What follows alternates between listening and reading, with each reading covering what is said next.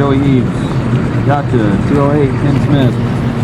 Gotcha. Not sure if I have a 209. If I do, wave at me.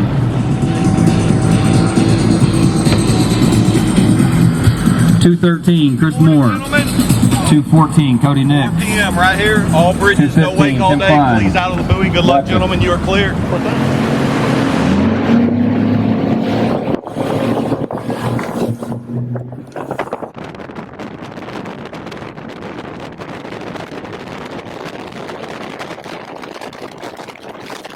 Hey guys, so as you just saw, this is going to be Bass Champs Cedar Creek first day. There's 2 tournaments this past weekend on Cedar Creek, 2 Bass Champs tournaments. The second one Sunday was the replacement for the 4th tournament that got canceled a little early this year. So we'll get to all that. But before we go there, I just want to update you guys on something we talked about a couple of weeks ago, and that's the new Garmin forward imaging LiveScope transducer. And I told you guys when we talked about that it was coming out the 25th, and that Jones Troll Motor had something north of 100 of them on order, and there would be no problem getting one, and we were going to get one on my boat, and that ain't how it works. So basically what's happened is they've gotten a fraction of what they ordered shipped to them, and they're basically being told, and these are my words, not theirs, but they're being doled out to them. And I'm talking about maybe 5 transducers a week. There's already a list for people wanting one. So all I'm telling you right now is if you want one of those new Garmin transducers, you better go to Jones or whoever your guys are. My guys are Jones, and get on their list and tell them you want one, because there's apparently not going to be any just sitting in stock anywhere anytime soon. So the phone number's right there on the screen if you want to reach out to Jones and tell them you want one of those, and they'll tell you right then where you are on the list. I think they're expecting to get 5 or so per week. So if there's 20 guys on the list, it may be a month before you can get one, but at least you'll be on the list somewhere. So I just thought I'd share that with you. Go back to the fishing.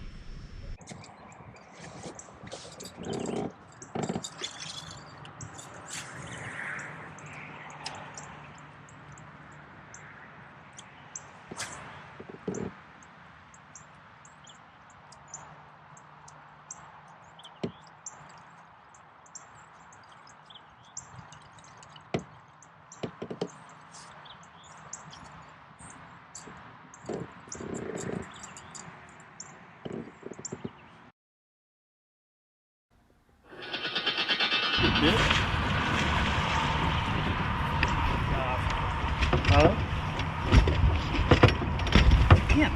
I'm trying, man. It's hung up like crazy.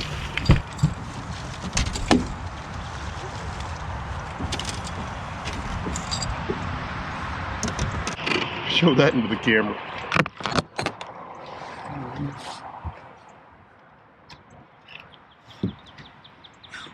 Not your best nutting job, but... Dude, how many times did you show that bait to that fish? Quite a while. I mean, that's crazy.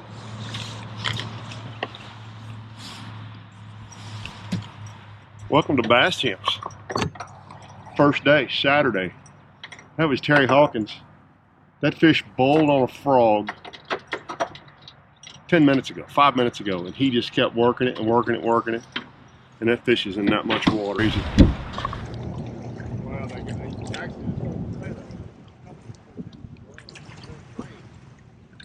I tried to buy. You can't find them in the store yet. I tried to buy them. So, a lot of fancy.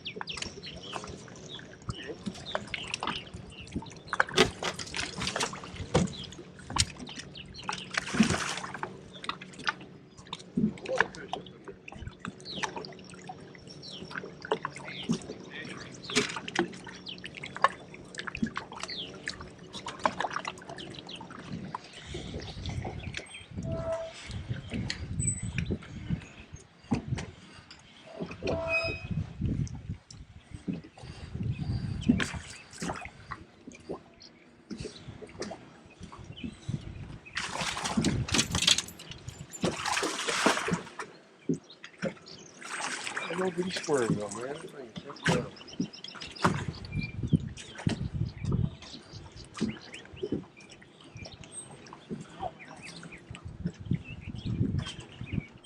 Yeah, so if you're paying attention, guys, that's true junk fishing so far. So we're pretty far into the day.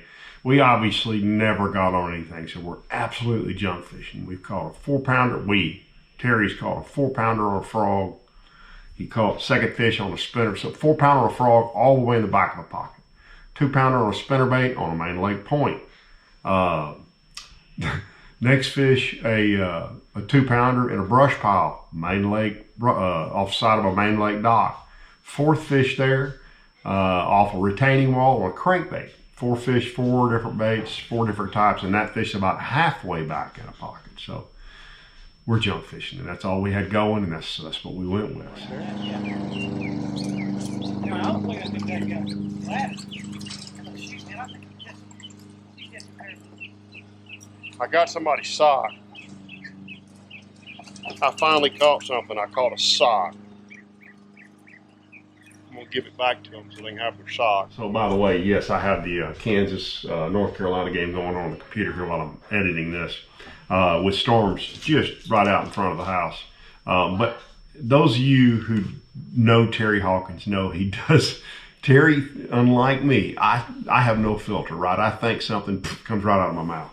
Hawkins is real quiet and is real, has a real dry sense of humor. And I turned the camera off too fast on that. So I catch a sock and I turn to the camera and I say, I caught a sock. And I turned the camera off and Hawkins says, you caught a sock? And I said, yeah. And he goes, throw back in there. There's probably another one. Oh, I was not having a good day at this point.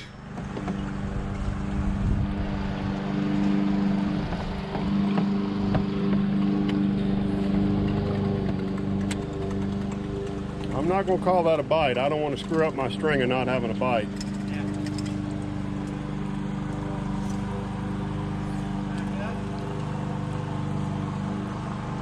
Back up. You doing good?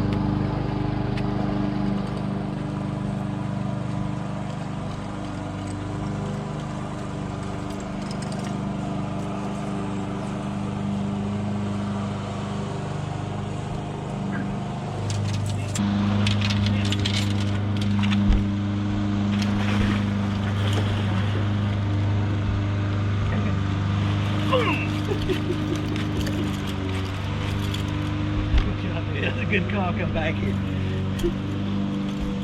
wouldn't have come back here if you would have come. Let's go back here. Drop that little seal, little stick.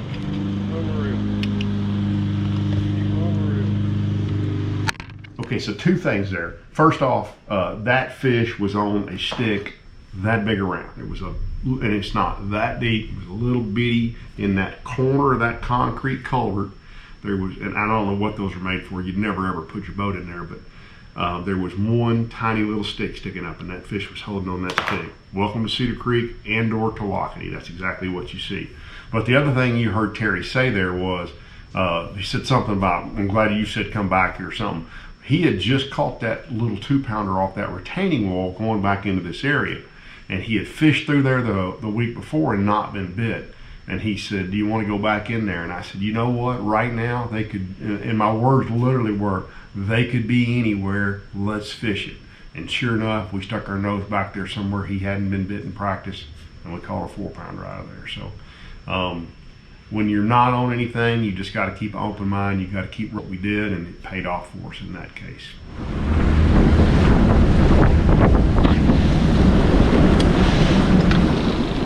Well, it's 2:10, and Mr. Hawkins has caught us 5.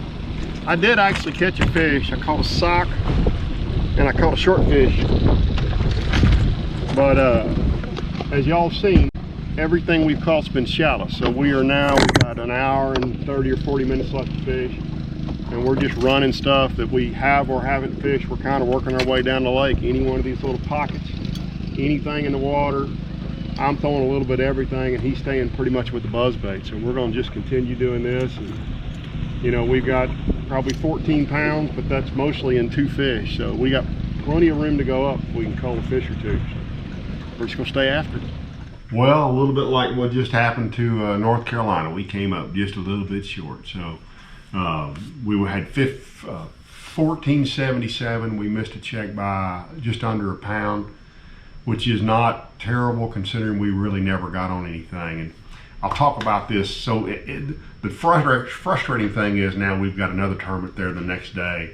25 wins it. We know they're biting, and we don't know how, and we're struggling. So, and this is one, it's really easy for me with everything I got going on with work and kids to say, oh, well, you know, if I could practice more, I could be competitive. Man, I got to practice on this one. This one's just one where I could never get enough bites in practice to figure them out. And that happens, and you just got to go. Some guys landed on them, some guys found them in practice. We didn't, because I've had both, right? I found them in practice and caught them, or I've just landed on them during the tournament or figured them out and caught them. And we got a lot of days on Cedar Creek, and the fish won.